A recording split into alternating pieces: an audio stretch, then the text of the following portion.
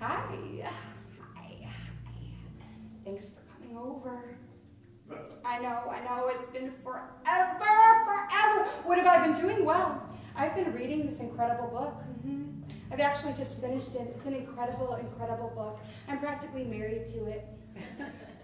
I mean, I've made it into a kind of a belt. Yes, it's kind of a tail. It's sort of a pet. What I'm saying is it's my friend now, and I'm taking it with me now. It's taking me with it. Yes, this book. Oh, you recognize it. Well, how about that? You've read it? You've read it? Oh, you mean you haven't read it. You've only glanced at it, flipped through it. I see. You were going to read it, but you opted not to because when you picked it up, you realized you'd read a review of it a week earlier. So initially, you were attracted to it, but then you remembered, yes. Well, what review? The New York Times. Oh. The New York Times. Well, what did it say? Essentially what? That it wasn't such a good book. Huh. Well, let me tell you, this book is a very good book. This book, in my opinion, is a remarkable, extraordinary, unprecedented, noteworthy, bodacious, outstanding, and rare book. In my opinion, this is some lavish loot. How did I find it? Well, by book browsing. I'm a book browser. I'm a bookworm. I wiggle through libraries, through bookstores, online, on Amazon, hunting books. I'm a book huntress. Yes, so whoa. I have to say I'm a little delirious from this book. I mean, I'm a little woozy. I mean, when I found it, I recognized it. That's the only way I can explain it. This book, it threw itself at me. The book threw me the book. And yes, ever since then, well, to be blunt, ever since then, I only appear to be present. In reality, I'm still in the book. I feel myself to be elsewhere, and therefore I act accordingly.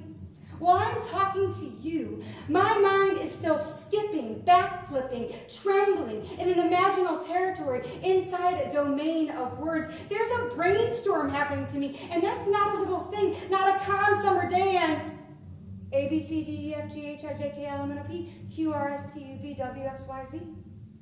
That's all the author had, really, to work with. I mean, that's all, really. A, B, C, D, E, F, G, H, I, J, K, L, M, N, O, P, Q, R, S, T, U, V, W, X, Y, Z. That's all. And look what happened to me from that, this. And to that I say, wow. I say, wow. I say, double, quadruple, infinity, wow. I mean, you know, I thought I knew me.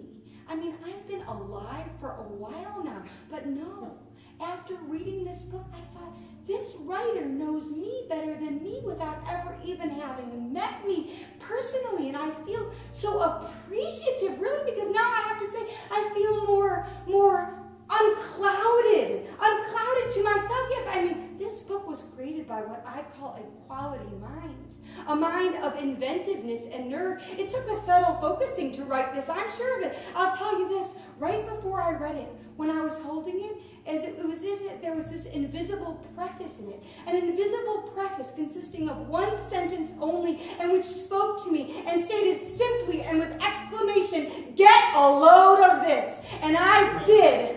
Which is why I'm in a slightly alarmed, although quite satisfied, quite satiated, quite replete position. Yes, I mean, if you don't want to have dinner tonight, that's fine. After all, while I was reading this book, I was quite bothered by my biological human needs. They seemed so annoying, so interruptive. They did not fit in with the world of the book at all. I was so furious when I had to pee, and so I took the book with me, and sometimes I'd still be in the bathroom long after the peeing was over, and other times I stained the book with Chinese takeout soy sauce, sweet and sour fingerprints, and I didn't care. I called my boss. I said, I don't know if I'm going to be able to come into work. So if you don't want to go out, you're not sure. Oh, you think I'm too obsessed with this book, too gripped by it. Fine, then fine. We don't have to go out to dinner. I'll just have dinner with my book. Thank you very much. I'll have dinner with this book. I'm sorry.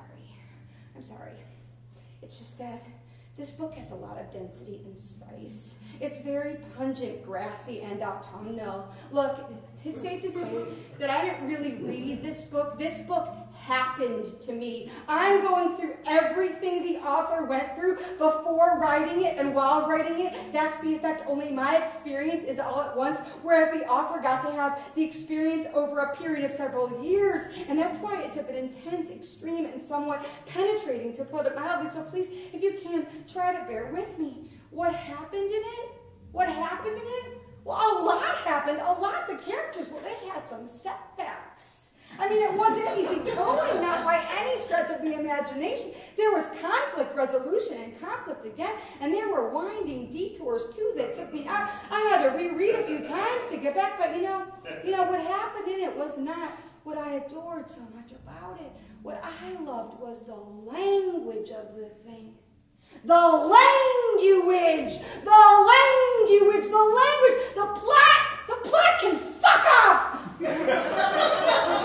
No, I didn't mean to say that. I mean, yes, what happened was important, no doubt about that. But what I loved was the way the author used language to describe things. Like, she described a tree as a solid star, and I felt that, and I saw that, and I thought, okay, I could live here for a while. And so I built a kind of metaphorical teepee in the book near the tree. And I lived there, spent a few nights there. Oh, I did. And I thought, how did that author do this to me? And it was not manipulative at all. Nobody likes that. I mean, before I read this book, I looked at a tree and I thought, oh, a tree.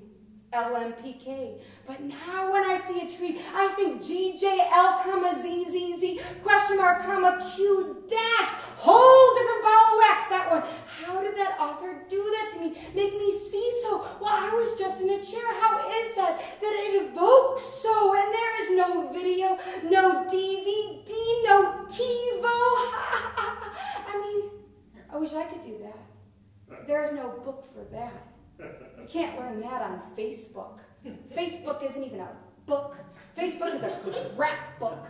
Facebook takes you places you shouldn't go, makes you say things to yourself like, who's Devor Milani? Do I know Devor Milani? Did I have sex with Devor Milani? Oh my God, I did have sex with Devor Milani. Then all you can think about is Devor Milani. That's not literature. I mean, like, in a different kind of book, like a cookbook, like take a cookbook. There might be a recipe like for soup. Yes, and if I were the reader of that cookbook, and I added the chicken and the onions and the this and the that, and if the recipe were a nice one might end up with some lovely soup, but that's a cookbook. If I read a cookbook on how to cook up a good book, however, and it said, well, take these words and make this up and make that up and do this, voila, I don't think so. Writing a book like this is a whole nother other thing entirely, so I'm not misguided. This book, pretentious? I don't think so. Oh, and after finishing it, exhausted, but such a good kind of exhausted, a glowing exhaustion. How? This is how I think a little.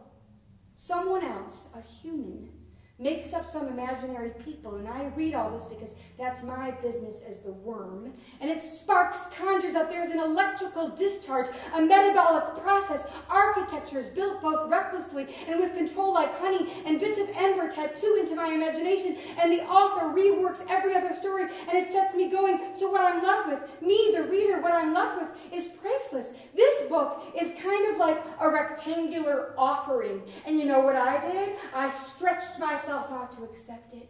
I stretched myself out to embrace it. It stretched toward me, and I stretched toward it. And what I was hoping before you came over was that you would stretch too, with you being so like-minded, and that if you read this book, then we could imagine together. But no, New York says no, so you say no too. You want more than flipping through a little. That's not reading.